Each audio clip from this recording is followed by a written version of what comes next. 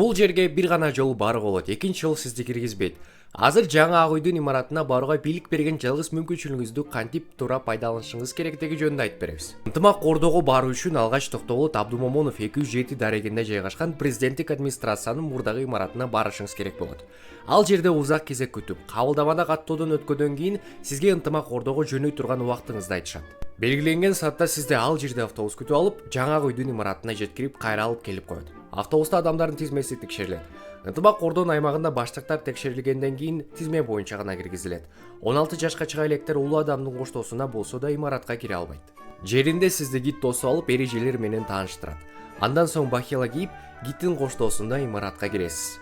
Экскурсия имараттын биринчи кабатында жүрөт. Ал жерде этникалык стилде жасалган 10 кенен зал бар.